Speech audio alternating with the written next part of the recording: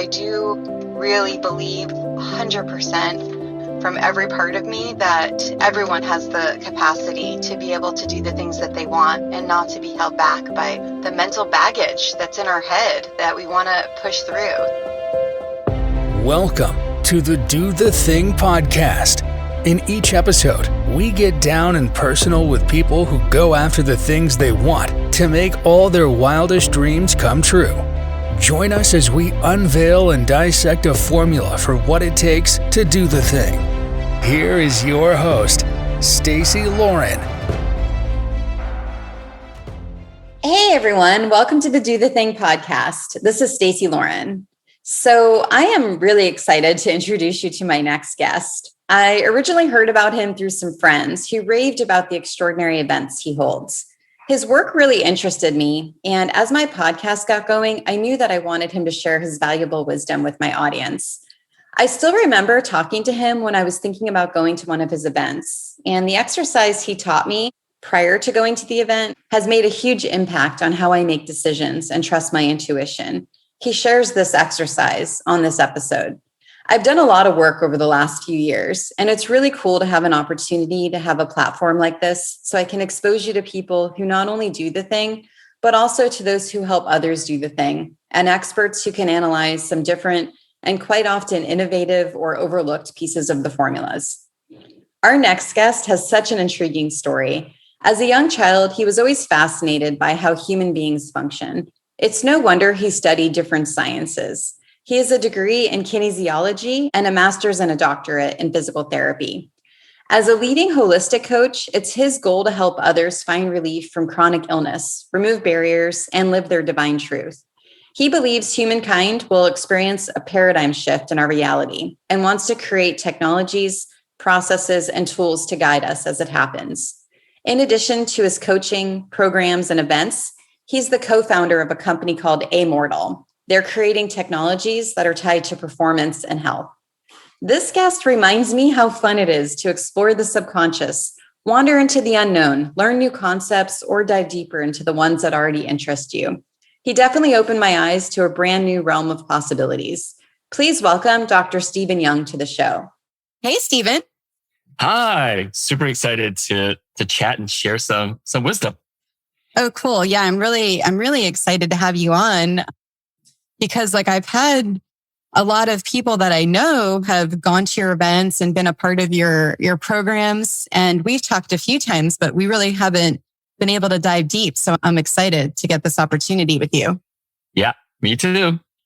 So why don't you start off and tell the listeners about you, about your background and what you do? Yeah. So ever since 14, I've been fascinated with how the human functions. And so around 14 years old, I started to read books on how to program the subconscious mind, because I kind of realized that actually the exact download I got was there's no difference between Bill Gates, Martin Luther King, and myself. They didn't have an extra head or a third arm. They just thought differently. And so my first study essentially was into psychology. And eventually I started to progress from there and study the physiology, the biology of the body, the biomechanics. And then eventually I took that and applied it to the healing route and got degrees, a master's and a doctorate in physical therapy. And so I treated 9,000 patients the last 20 years. And 9 years ago, I had this moment where I went upstairs in my office to get a massage. And one of my coach friends texted me from Texas. I'm in New Jersey. She's in Texas. And she texted me about a minute and a half later and said, "How was your massage?" I was like, "How do you know I just got a massage?" And so that was my first real world experiences of there's something beyond the sciences. And so really for the last 9 years, been really digging deep into alchemy, mysticism, magic, all the woo stuff. Yeah, that's so cool. So 9 years ago when that happened, so explain more about that. So what did you feel after your friend said that? What happened during that process? Yeah, I've read about and heard of people, talking about some of the, we'll just call it the woo stuff. And, it's, I don't really believe it because back then I was definitely pure scientist. Publish research, give me facts. And that experience basically knocked me off of that attachment in that rail of I need quote unquote proof. Because literally that was kind of like proof that there's something happening. Like, how did she know from Texas that I in New Jersey got a massage? And so, yeah, that really led me to go down a path of studying, again, we'll just call it the not yet measurable sciences. Gotcha. That's amazing. And so, yeah, it's funny. So I'm like new to woo. And yeah. I'd say I'm about maybe 35% through my transition. Yeah. And it's been a fun process. So I tried to, and I think the listeners of this podcast, they're all across the range from the total woo to the not as woo. And I did have my holistic psychologist on that. She got a PhD in clinical psychology and then emphasized in spirituality. So that's why I was excited to have you on, because I'm excited to dive more into that, just to expose people, whether they're like already there and they're like really full on in, or they just want to learn about something new that can help them understand themselves better. Yeah. Yeah. And my initial advice to anyone listening is that spirituality and the study of spirituality and the study of yourself is a game. And this game has been designed to be an infinite game, right? Because if we did reach the end of it, we'd be like, we're done. And we probably would just kill ourselves. And so that's an interesting frame to look at, because there is no X% there. I can tell you that. So I started it when I was 16. I read the Bhagavad Gita and got into spirituality when I was 16. And so 31 years later, I can tell you I'm still like 1% in. I've been 1% in for 31 years, because you'll learn that as you know more about yourself and know more about spirituality, you just realize what you don't know that you didn't know. But now that you know, you don't know. And so this is like applies to all knowledge and learning of all things. And so I find that frame is helpful for people, so they don't need to compare like, oh, that person's 60%, I'm at 30%, because that illusion of comparison is exactly what, some people will call it the devil. We'll just call it non-existent, or the darkness wants us to think. Yeah. Could you explain more about what do you think is, give just more of a higher level or more detailed explanation of, what this means. So if someone's, okay, this sounds interesting, what does it actually mean for me? Yeah. Essentially, if I were to super simplify it, I'm sure people have read these Facebook memes or any social media memes that say something along the lines of comparison is the root of discontent, right? And so in Western society, we are brainwashed to compare ourselves to others. If you really study the language patterns of the coaches, and obviously all the commercials and all the shows, comparison has been programmed into us. It's built into the system, right? Like when you're in school, you got an A and someone else got a B, right? And so, but in nature, if you look at natural law, a tree doesn't compare itself to another tree, right? An animal like a fox doesn't compare itself to another fox. And so it's only in the human mind that this concept of comparison is created. And without going super deep, it's designed to really trap us into wanting more, because wanting more really helps capitalism, right? And so what we realize is we get to opt out of that entire game. Yeah. And I had this experience with you where I was thinking of coming to one of your events, but I was sort of on the fence. And it was so cool because like you weren't I could tell you weren't for the money or anything. Yeah. We actually did this really cool exercise where you got to help me feel into whether or not I really wanted to go. And it turned out I wasn't like ready yet. And so I thought maybe while we're on this topic, you could explain what you did. Sure. To get me to do that. And anyway, that kind of makes me think, yeah, like you really were intentional on wanting it to be right. And because I think I don't want to say normal, but any like regular person that's like wanting someone to come to an event, they'd be like, oh yeah, just come. It's going to be good for you. Yeah. But no, you really wanted to make sure it was right for me and I was ready. So.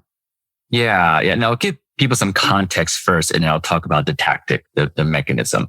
And the context is the old school way of doing transactions, I'll call it, and business falls under a transactional reality. The old way of transacting was, I got to win, which means someone else lost. And eventually people are like, oh, no, we wanted it to be a win-win. The drawback to still winning is something else gets sacrificed. That could be the environment, earth, our health, our family, time, something. And the new concept, instead of being transactional, is to be more, the visual I give is, instead of being a laser, you want to be a light bulb. You want to shine your light to everywhere, which I just call omni benefit. And what that means is, if we just apply this framework in our businesses, in our lives, and we are intentional about how every action, every decision, and how we're doing things is designed to benefit everyone all around us. That is the context that I live in. And so if we apply that to that situation where you were thinking about coming to an event, even if you didn't come, I essentially gave you a mechanism that does two things. One, you kind of realize the truth and the knowing resides in you. It does not reside in another person or a book. And that's super powerful. And then, of course, you got an exact mechanism, like an exact practice on how to access your own internal knowing. Right. And that's one of those things where even if you didn't come to an event, you can always use that practice throughout your whole life, and it has benefited you. Right. Even though there was no like money transaction, because money is just an energy anyway. And so we're moving energy just like nature. So that's the context. And now the tactic is, we all have an inner knowing of truth and falsehood. And so one thing that you can do to tune into this innate feeling is to say something that you know is true. For example, if you absolutely love your mom, you would say, I love my mother. And you just feel into the state that you're in, your vibration, your emotions, somatically, what's happening in your body. Tune into that feeling. And then you're going to say a lie, which is, I don't love my mother. And then tune into your system. And so they'll have two very different, distinct differences in feelings and states. And now that you tune into that, in the future, when you're making decisions, you can simply say, me eating broccoli is healthy for me. I'm just making something up. And you feel into it. Is that true or false? Because your system will know innately. Yeah. And I love that exercise. I've actually done it a lot since then for various things. And it's just so easy to get into that not trusting yourself place, especially when things happen can cause you to feel that way. And it's so much better to be able to go inside than to have to go ask like a million people, oh, what do you think? What do you think? I'd much rather turn inside. So I think that's such a great tool. Yeah. And one other practice that can help this by reducing, eliminating, and even transmuting, completely shifting, not trusting itself, is to have faith, right? I'm not a huge fan of boxed religion, but one of the things that boxed religion does really well is faith, right? And so we start to realize that I think most listeners would agree that it would be a little silly to think humans in the entire universe of all existence of all things, that we are the most advanced beings in the universe, right? There's probably other beings that are a little bit more advanced. And so if we don't even have to call them gods or aliens. We'll just say other beings that are more advanced. And if they are, they're probably able to influence our lives, right? And so while we do have sovereignty over our choices, the duality, the opposite of having sovereignty over our choices is we actually don't have sovereignty, right? There's some other higher force that is doing the things. And in religion, let's say Christianity, they would call like God's will. And so once we have that, and as long as we have faith, we realize that everything we've ever done, whether we labeled it as a mistake or something that's bad, if we just have faith and know that that is being divinely guided, one, we see the lesson and the gift in that instead of just labeling it as a mistake or bad. And two, from that practice, you really let go of the mistrust of the self, right? Because you're operating, the other way to say it is you're operating from your divine aspect as well as your human aspect. So I think that practice, that framework can help people essentially trust themselves infinitely more. Yeah, thank you. Thanks for sharing that, because doing this podcast called Do the Thing, it could be easily construed that I'm suggesting, or the people that we have on are suggesting, just to do anything. Do the thing because someone says to do it. Do the thing because it's cool. Do the thing because there's something on social media that says to do it. And that's like the big thing I'm really trying to differentiate is don't just do the thing out of alignment for yourself. Mm-hmm. Do the thing that's the best thing for you. And so, yeah, I think that's a really good way to tap into yourself. So then you know the thing for you. Yeah. And yeah, that's such a beautiful frame. And as people tap into themselves and they're practicing knowing themselves, which we could call it spirituality or consciousness work, they essentially become more and more light beings or divine beings. That one science I like to share is 78% of our DNA, like of our things that code us, do not make any proteins. They make light.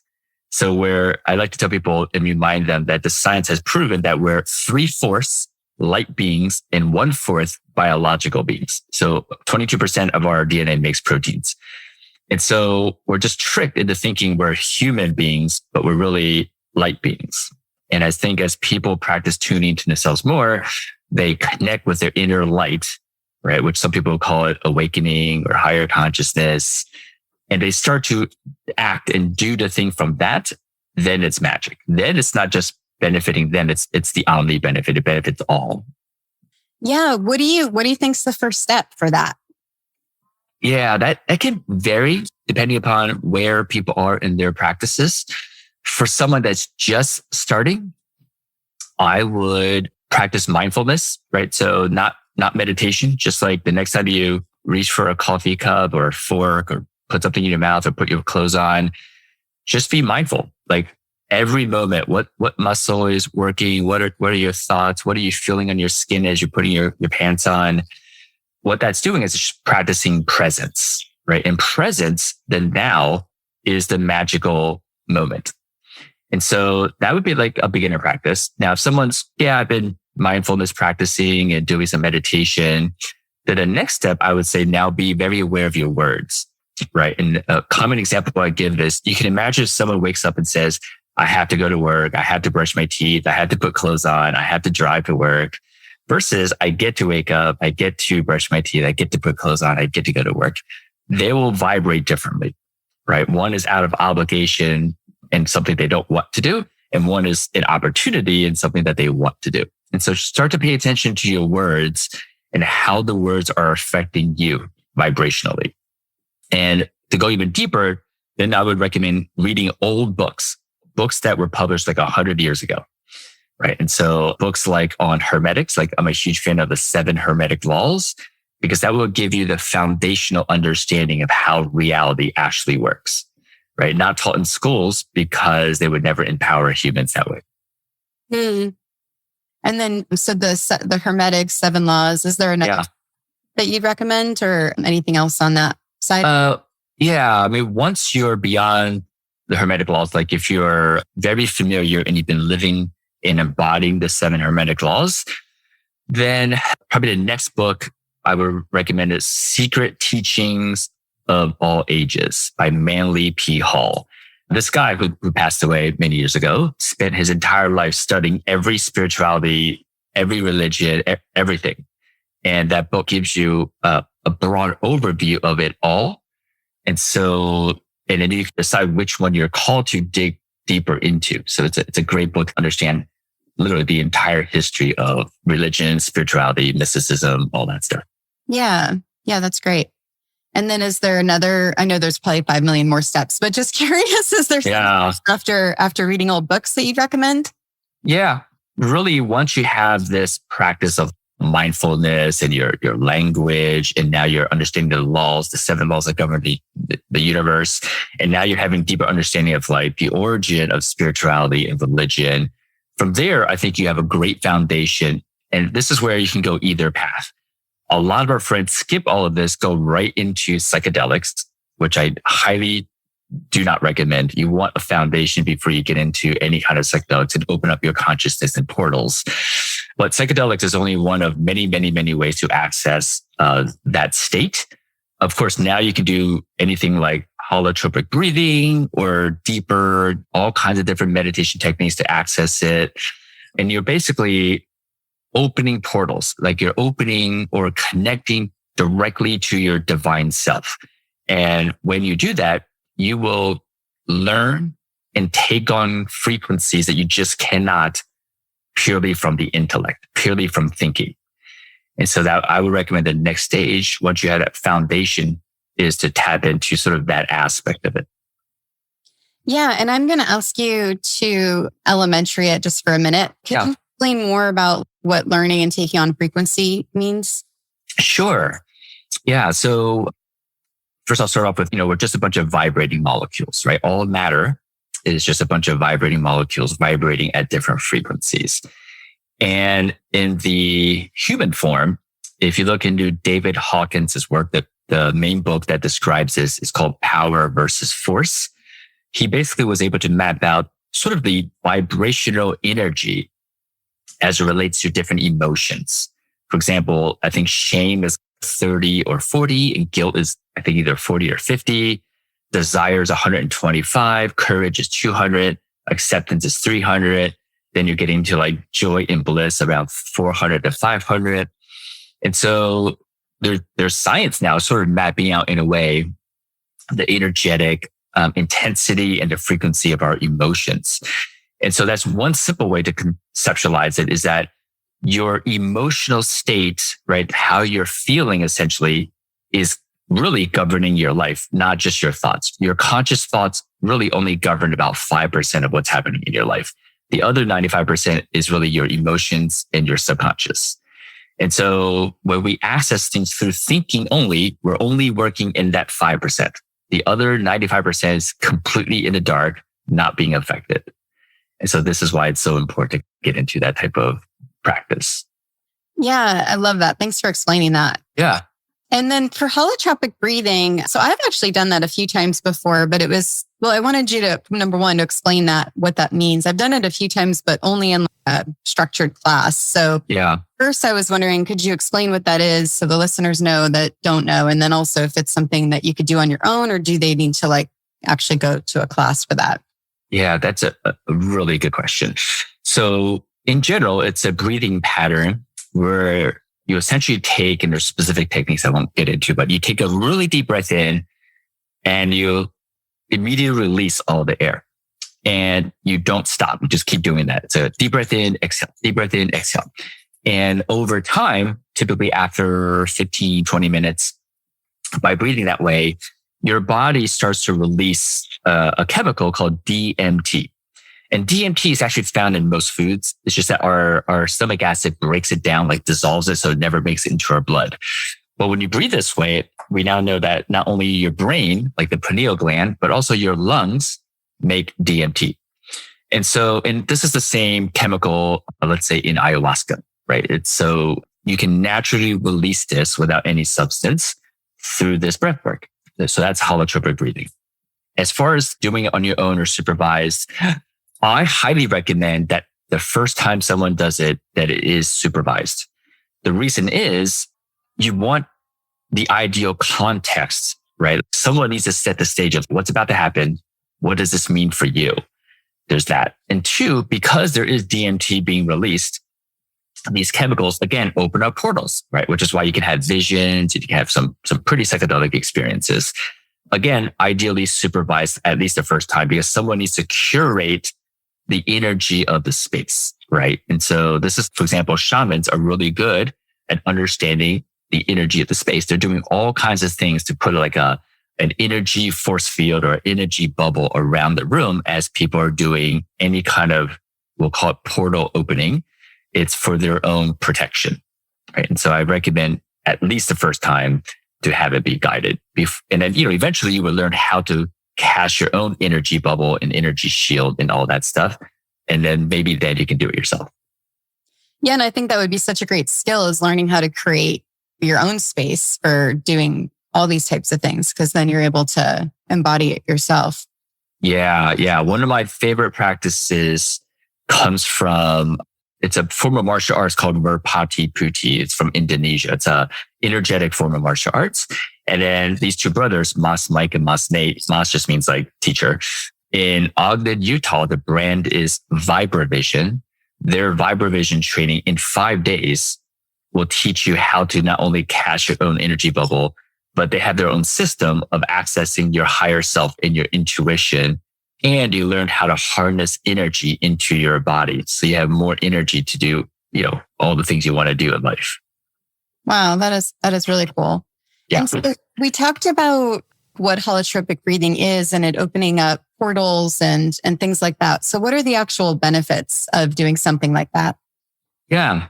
So essentially, you're able to access the non-conscious part of your mind, right? Essentially, the biggest benefit is now you're getting out of that 5%.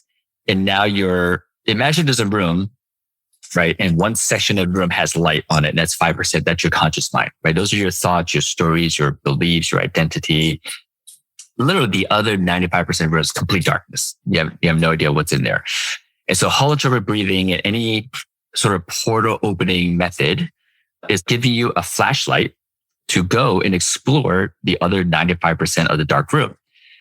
And what you find, right? I don't know, maybe pleasing and it may be scary. And ultimately the context is important. It's a part of you. And so as you lean into this is just an aspect of me and you start to accept even the scary parts, automatically that scary thing that you just saw in the dark now goes into the light, the conscious. Mm-hmm. So you're literally clearing the darkness, right? And dark doesn't mean bad. It just means unseen, unrecognized. I call it the parts of you that you have yet to fully love, right? Versus fixing or healing. It's parts of you that you have yet to fully love. You shine the light on it. You go, oh my God, I'm so sorry. Oh, I have such love for you. You love that part and it comes into the light. And this is the work. Yeah, I love that. It's a great explanation. Actually, better than I've ever heard it. So thank you for that. Yes. That is so cool. Well, so now I'm curious about when that massage happened and your friend from Texas, I think it's Texas, said just get a massage. So what happened? So you're like, whoa, what just happened? So what happened next? Yeah. Yeah. I mean, I essentially, I worked with her for a year to do all kinds of magical things. And then I just got my hands on, prior to that, I was reading a lot of books on like neuroscience and how the mind works and all that stuff. And I switched from there to mysticism books, right? Like the Kybalion and some of the books I've recommended, plus many, many others. I started to seek out and attract other magical beings just automatically. And for example, just a week and a half ago, I was in Austin, Texas, met someone at an internet marketing party. And then we had a Zoom call while I was back home in Jersey here. And then literally on the call, it was probably like top 3 most magical, mystical experience where he used his voice and he was using like his fingers and he was clapping. He's basically using energy and vibration to move all kinds of stuff in my system that you just can't access with just thoughts. And I'll give you the real world effects of this because that sounds very woo. So he literally cleared and worked on about 50 plus things. And one of the things he sensed was that I had previous clients of mine, their energy was still attached to me, thus not making room for new clients. Oh, wow. And he cleared that. And then literally that night, I got an email because I'm doing this event in Italy, this uber magical event at Dom and Her, which is the most magical place. Basically, the email says, oh, we have 8 people that want to go. And then the next night, which was last night, I get a message from someone I met like 6 years ago. And she said, oh, I'm buying a huge property in Mexico. Let's work together to create something there. And so literally from me doing nothing in the 3D world realm, I wasn't doing any marketing or outreach. They just came to me because the energy clearing happened. Yeah, that's amazing. So you basically clear the space out of yourself and that opens this exactly. Level of abundance, essentially. Yes. Yeah. Yeah. Yeah. For the year, the magical things with that friend, what did that look like? Do you mind kind of sharing a little bit about that experience? Yeah. She's probably, her name is Aline Hanley. She actually lives near Austin, Texas in Wimberley. I think her brand is, I want to say Consciousness Catalyst. If you Google her name, anyone that wants to work with her, I highly recommend it. Probably the best coach I've ever worked with because she never told me anything. She only either gave me a question or gave me an exercise to do. And I'll share some exercises I did that was pretty profound. One exercise was simply, she said, hey, have a conversation between your ego and your soul. and have your ego ask your soul this question. And the question was, what is love?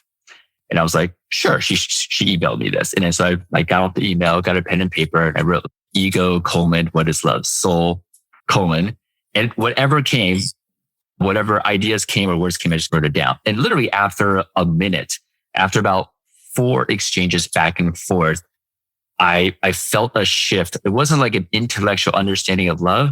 It was like my body vibrated love. Mm-hmm. And so, yeah, that was one of the most profound experiences. It just came from a simple exercise. And so, yeah, those type of things kept happening. I was having some difficulty with some staff members back then. And she was like, write down each of your staff members' names and write down each of your family members' names and cross-reference which staff member represents your family member. Oh my gosh. Yeah. And so again, as I did that, I was like, holy crap. I saw all kinds of patterns and things that was happening that I didn't see before. And so these are incredible ways of taking in information. I usually, remind people when we tell someone something, it's the least effective form of having that person embody whatever you're trying to tell them. The second best would be storytelling. The third best, which is the ultimate best, is experiential. And so what she was doing really was just giving me experiences, right, for me to take on the knowledge, not telling me things. Yeah, that's amazing. I love that. Yeah. And so now in terms of, so over the last 9 years, that's pretty much what you're doing. You've been diving in, you're getting more and more experience. And now do you want to talk a little bit about what you're doing now? Because when in like your events, and then what else do you do? Yeah, sure. I mean, I've treated 9,000 patients in the last 20 years from a perspective of like, why aren't they healing themselves? And so we've discovered about 70 different variables that if people just did, literally, it would just resolve and have them let go of their mental and physical symptoms.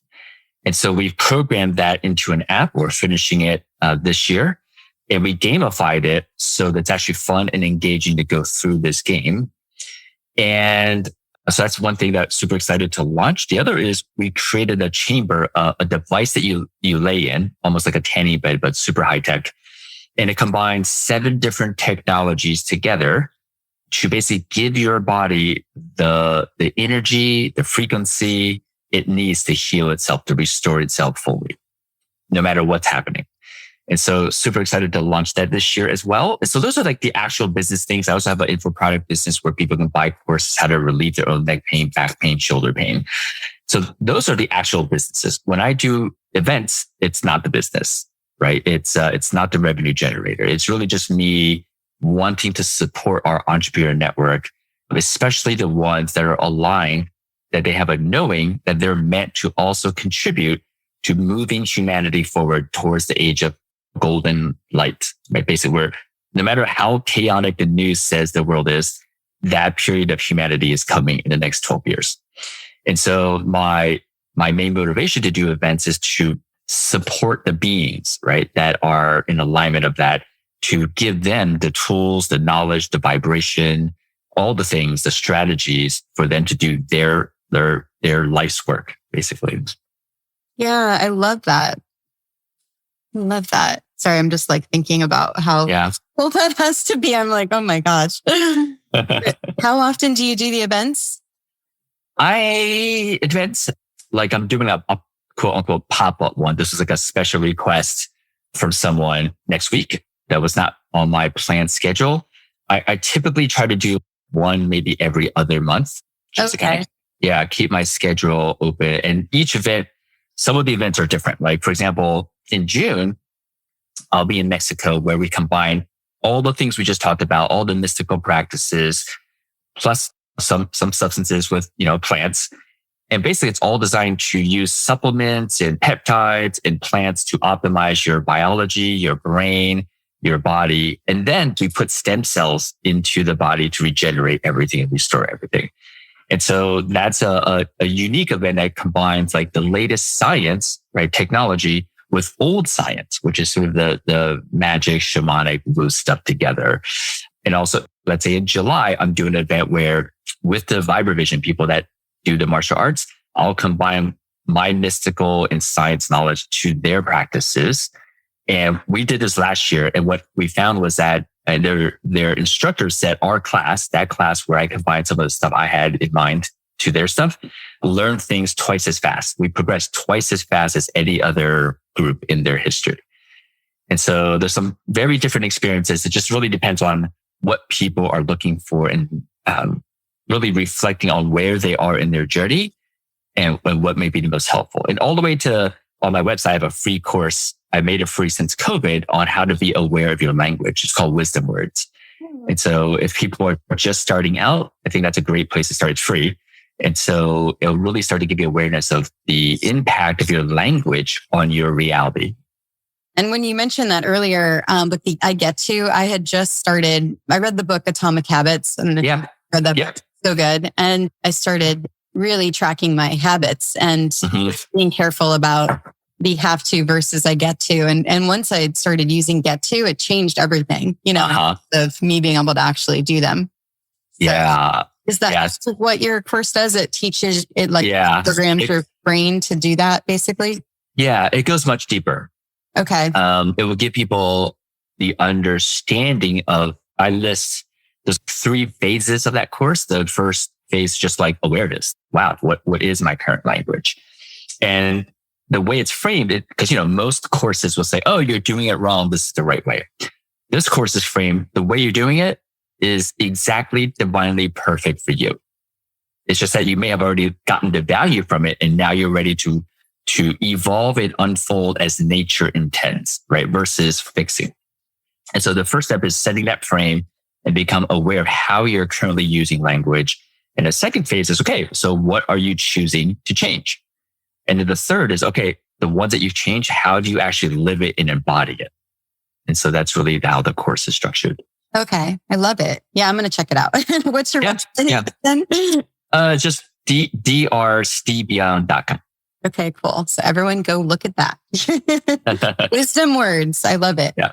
And then who are most of the people that come to the events? Are they on, I know the ones that I know that have gone, they've been entrepreneurs. Is that your typical person? Yeah. Entrepreneurs.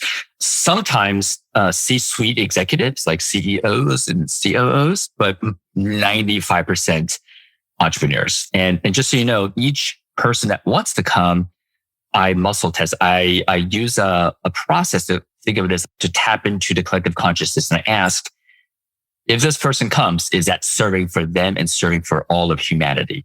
And they only get in if it's a yes. Wow. Yes. Yes. Only because, I can't do these events every week. There's only a certain number. And I want to make sure that I am, for my own desires and wanting and all that stuff, to have exactly the people that can ripple out the biggest impact. Yeah, definitely. And it's really, I know everything amplifies with the people that are there and them all connecting at the same level. So I'm sure that helpful when you're able to screen them like that. Yeah. What you just said is so powerful. I'll share with you a super short story. So there were 11 of us. We were just in Peru doing a sacred mission. We were there to do a specific ritual to harmonize masculine and feminine energies for all of humanity. And in the beginning of the trip, we asked each person, what's your intention for the trip? And so, and some of them were deep, find my soulmate, right? Or find or attract the love of my life. 3 of the 11 during the trip, was a 10-day trip, already manifested their intention before the trip was over. And so that's the power of getting a group of people that are so aligned, get 10Xs or 100Xs your manifesting capabilities. That's incredible. Wow. And then if someone, you mentioned the word, okay, so it's funny. I watched an Oprah episode where she never used the word spirituality in the beginning, right? And she would use the word vibration because it would cut off the masses. But I think all of us are more open to that. So I would love you to explain the word vibration. Sure. From a physics perspective, right? It's literally molecules moving dictated by energy or heat, right? Purely from a physics perspective. If we also look at it from the Hermetic perspective, the law of vibration is one of the 7 laws that governs reality. And actually, it's the law that they say, once you master, you literally become God, right? In other words, once you understand that everything is vibration, you can start to, and once you can affect the vibration, you're literally affecting time and space and matter. And so that's like the much, much deeper understanding of vibration. And then from a simple science world, it's just molecules moving at different rates. And so, and we now know that vibrations are affecting us and we affect vibrations. And I'll give you some science behind this. We now know that the Wi-Fi waves from our router is actually affecting us epigenetically. Like, in other words, our genes are being instructed what to do by the Wi-Fi waves. This is science. Like, there's published studies on this. So that's an example of an external device that is putting a certain frequency into us, affecting our entire biology. The other way to say it is, and people can look up the double slit experiment on YouTube, and you'll see videos of how they shot a molecule, I believe it was like, might have been an electron, out of a mini cannon. And they wanted to see, does the molecule vibrate? Does it perform like a wave, or does it perform like a particle, which would be like a cannonball? And what they found was that when the experiment was done without a human observing it, it behaved like a wave. So when they shot 100 of these electrons out, it made multiple dots in front of it. But when they had a person observe the experiment, the electron behaved like a particle. It only made one dot. And so that's an example of science showing that our attention on matter literally is affecting the behavior of matter, right? And so if we tie that back into vibration, it means our intention and attention literally is affecting the vibration of our reality, just like the vibration is affecting us. Two-way street. What do you do daily to keep yourself? Is it just I'm sure you have a different practice. What's your daily practice routine? Great question. I typically start with my day, again, combining a little old and a little new. So I get in front of my red light panels and I do about 15 minutes of Qigong, which is just an Asian practice of moving your body with breath to harness energy. And then after that, I'll do the vibration practices, which takes about 7 minutes. It's another form practice to harness and tune into your own vibration and energy. And then I'll do some kind of movement, maybe 15 minutes of some kind of body weight movement, followed by 20 minutes of infrared sauna. That's basically my sort of morning routine to get like my mind, body, and spirit all into harmony even more. And then from there, I just do the daily stuff, get on calls like this, do things. However, moment to moment, I am consistently choosing, not control, but choosing my relationship to the doing, right? This is very important. Meaning the way I'm making meaning of things, it goes much deeper than I get to, right? It's, I'm literally just expressing my divine gifts onto the world. And no matter what happens, it's being very of highest discernment, choosing what's the meaning and what's the relationship that I'm assigning to it. So that's happening all the time. And then do you do something nightly before you go to bed? I typically will read for about an hour. Some kind of, typically these days, mystical books. There's a lot of them. Paper or Audible? Not Audible. I typically, if I'm going to use Audible, it would be during the day if I'm driving or doing something. But at night, I like to actually have either a physical book or it's just Kindle. Okay. And then I think you sort of answered this question, but I'm going to ask again, because a lot of the people that have come on have said the hardest thing with doing the thing is overcoming your mind, and once you can do that. And you did mention one of the things with like holotropic breathing is you could find those dark places and bring them to light. Yeah. So that sounds like that's one way, but what are some other ways that's not that, is having that inner critic come out that you get that person to. I'll give a very left brain way and a right brain way, and people can feel into which one resonates with them. The left brain way is to just go on Google and search PQ score or PQ quiz. And it's a free quiz. I think there's about 20 questions. It'll take you like 2 minutes. And when you take it, it will actually give you a number, and the number represents, let's say if it's 50, that means 50% of the day you're criticizing yourself. And 50% of the day you're in presence. If it's 75, it'll tell you 25% of the time you're judging and criticizing yourself and not in the present. And 75% of the time you're in the present. And so that will give you a very trackable score, right? As to just how much are you judging yourself and all that stuff. And then they also have another quiz called the Sabre-Shore quiz. And there you will find how are you judging yourself?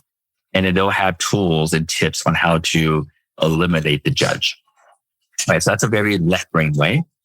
The right brain way is a little bit more of a subconscious sort of Tibetan Buddhist way. It's called the wholeness process. And one thing I could do is I can maybe, if you want, send you a link to a video that I have. It takes about 10 minutes, but it will guide people through this process. And this involves no stories, no measurement, no meaning. It is completely subconscious. And I find that doing either or both can be very helpful. People feel into which practice they're most called to. Yeah, I would love that. We could put it in the show notes, the link. Sure. Yeah, I'll send it to you. That'd be great. And then what do you think would be your best advice for people on doing the thing? Faith. Number one thing, and really this is just a cognitive bias, is a recency bias for me. Last year, my entire year was about having faith because we set some impossible things and I had no idea how they were going to be achieved, but I just had faith and it happened. And so my number one advice is to know that you are being supported, right? By God, by the universe, by ancestors, by aliens, whatever you believe in, any one of them or all of them, you're being supported. And when you have faith, you're inviting those supporters to kind of help you, right? Because we're typically egoically trying to prove our own worth and be like, I'll do it myself. But when you have faith, you're literally inviting support and it just makes things so much easier. So whatever you're wanting to do the thing, have faith and you'll find that the resistance to doing it automatically decreases. And how does someone, if let's say they're not open to, they haven't had a practice for faith, what would be their kind of your number one advice for that? Yep. There must be in their lives, well, I should say must be, I'd say most likely in their lives, they've had someone that was like a hero of theirs, or a big supporter, leaned on the faith from that person and that energy. Doesn't mean like the hero. I don't know. Let's say if your hero is, I don't know, some famous entrepreneur. It doesn't mean that the famous entrepreneur is going to come, to your house and be like, hey, I'm going to help you with this thing. But even just having faith towards that person, you vibrate faith. Ultimately, it's not the attachment of who you're having faith with. It is just a practice of vibrating faith. And so my recommendation for anyone that hasn't gotten to spirituality and all this stuff, just ask for faith from a parent or someone that you love, because you'll still get into that vibration of faith no matter what. And is there anything that I have not asked you that you wish I would have asked you? That's a great question. Take a moment to feel into that. I guess in general, I feel like with all the tactical and contextual things that we've talked about, I think one very important context that will like glue everything together is keep in mind, whatever we practice, we get better at. And whatever we get better at, we attract more of into our lives. And so right now in the industry, there's a lot of words like trauma and healing, right? Because it's very profitable. Very, very profitable. And I know a lot of people are on their healing path. And when you practice healing, you get better at healing, which means you must find more wounds to heal. And keep in mind, this game is never ending. And so this is where it's important to realize that, and there's a benefit of the healing practice. There's, lessons that come with healing. However, most people are attached to healing. They think that's the only path. And so I want to offer people a different path, which is earlier I said, we're just finding more aspects of ourselves to love even deeper, because that you're practicing even more love, which is a very different energy and practice than healing, which is finding wounds. And so just having people reflect on their path and get the lesson from it and potentially inviting them to get on the path of loving even more aspects of their selves. Oh my gosh, that is good. It's really good. Yeah. Oh my goodness. Well, thank you so much, Stephen. This was amazing. And I am really grateful that you were able to take the time to talk to me and then also today. Yeah, super happy for you. And it's a great job of getting this type of information and all kinds of other people onto your platform. These will have bigger ripple effects than we can imagine. Moving humanity forward. Yes, exactly. Thank you. All right. Thanks for listening to the Do the Thing podcast. We hope you enjoyed the show, but even more, we hope you'll be inspired to do the thing. Do you have a burning question on doing the thing that you'd like answered? How about an inspiring do the thing story of your own that you'd like to share? We'd love to hear all about it. Just leave us a voice message at dothething.callcast.co or email us at hello@dothethingpodcast.com.